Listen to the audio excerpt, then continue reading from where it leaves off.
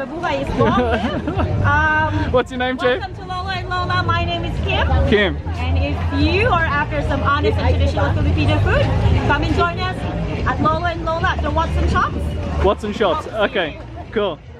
Yeah, so what do we got? The rice? This is steamed rice. Steamed rice. This is the classic pork and mushroom adobo of Lolo. Pork and mushroom. Yep. Okay, very nice. Yes, it's different from the four. Achara? Yep, achara, green So papaya. this is like a papaya salad? Yes. Okay, beautiful. Yes, it's a pickled green papaya.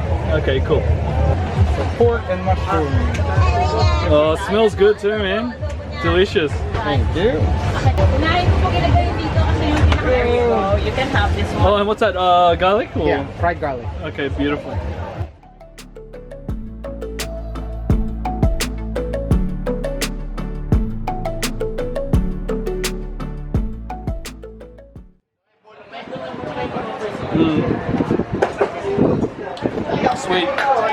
Sweet chicken barbecue.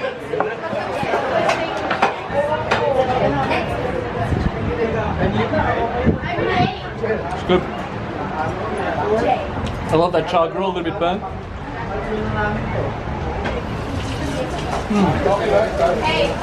Sweet chicken barbecue. It's good. Okay.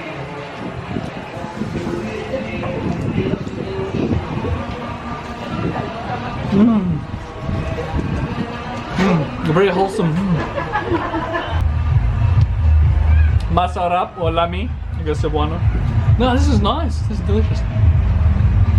I like this one. This is good.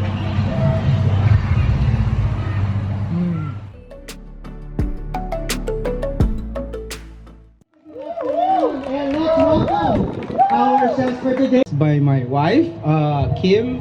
Am I your wife? We do. Miss Stella, nakakain kayo dati. Taas niyo yung kamay niyo. Yay! Yay! Hanggang doon, si Miss Nicole. Fabulous. Okay. And when did you guys decide to get into creating Lola and Lola? Lolo and Lola, when we... As many would know, it's the unofficial national dish of the Philippines. I'll give you one tray of adobo. Yeah, you're very enthusiastic, sir. Here you go. This one's all for you. Wow, I'm crazy now. Ready. Yeah. So why don't we line up, guys? Yes, nagustuhan ko ang sisig. Sisig lang po. At saka marami pa, at saka yung inisal na chicken. Salamat po. Salamat po. Saka po yung dilawan, no? Ay, sige po. Apo. Ay, wala pong gata. Yung adobo.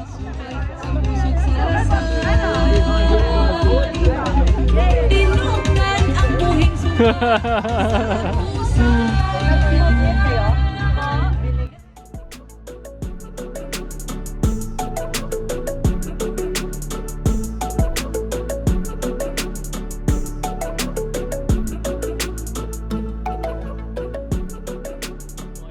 comment and subscribe.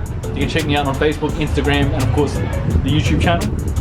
If you want to see the previous video, click here. And if you want to see the next video, click here. As always, thanks for watching and be adventures out.